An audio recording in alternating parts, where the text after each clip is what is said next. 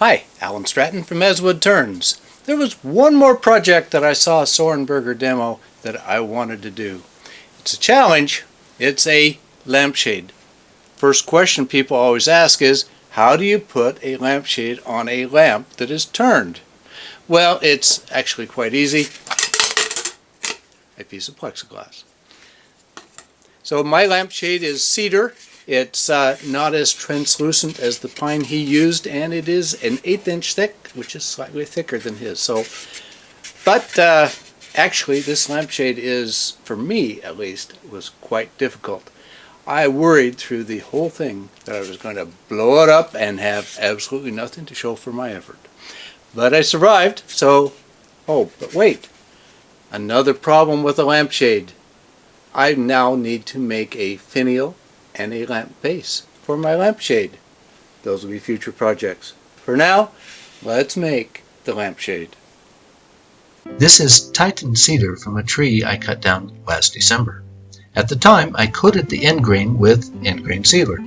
It slowed down but did not prevent cracks in this wood.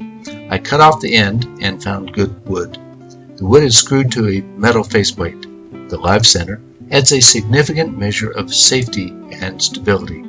As I begin roughing the form, the wood almost feels dry, but it is not dry. The force of the lathe spinning forced water to the surface later. For the corners, I'm using my biggest, heaviest gouge. Later, as it is nearly round, I switched to a large skew. Only one bad catch. The shade became a little smaller.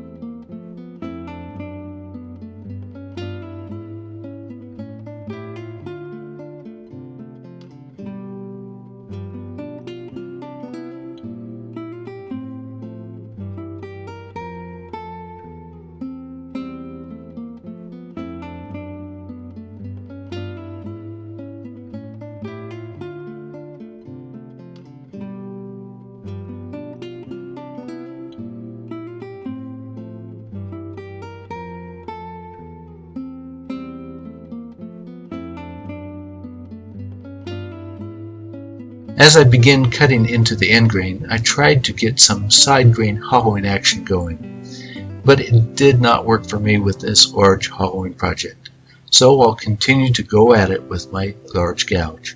I'm hollowing a couple of inches at a time to keep as much mass as possible to prevent vibration.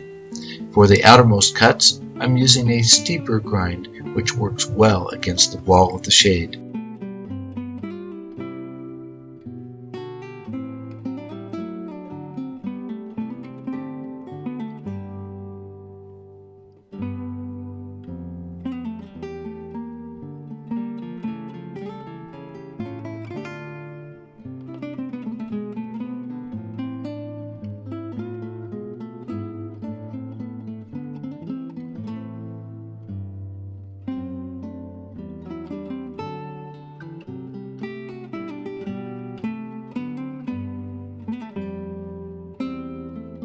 As I get deeper and deeper into the lampshade, I'm pushing the limits of my tools.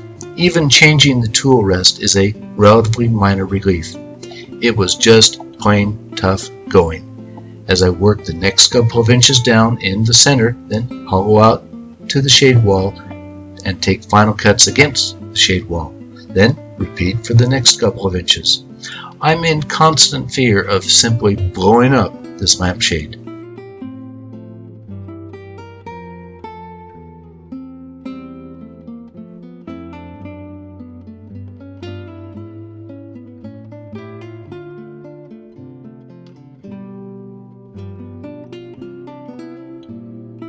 Finally, I'm deep enough. I'll leave a little more around the inside of the top. Then it's time to carefully part it off. I'm leaving the lampshade unsanded and unfinished. What a relief! The lampshade survived, and I survived.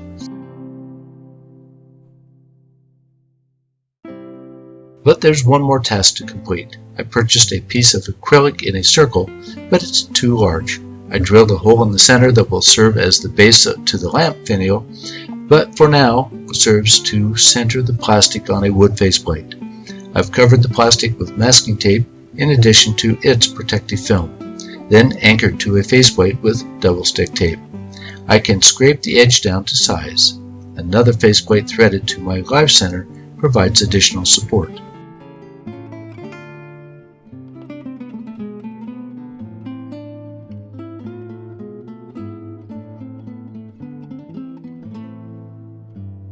Whew! What a relief! Both the lampshade and I survived this turning. It did not blow up. It's one of the most difficult projects I have completed, but I can take a measure of satisfaction that I could do it, and, in fact, I did do it. I'll probably wait to do another until my deep hollowing setup is complete that I've been working on. With that, we'll see you again next week with another wood turning video. I love feedback via comments. Please like this video, and if you haven't already subscribed, please subscribe to both my website and YouTube channel. Always wear your full face shield. Please, goggles are not enough. Until next time, this is Alan Stratton, As Wood Turns.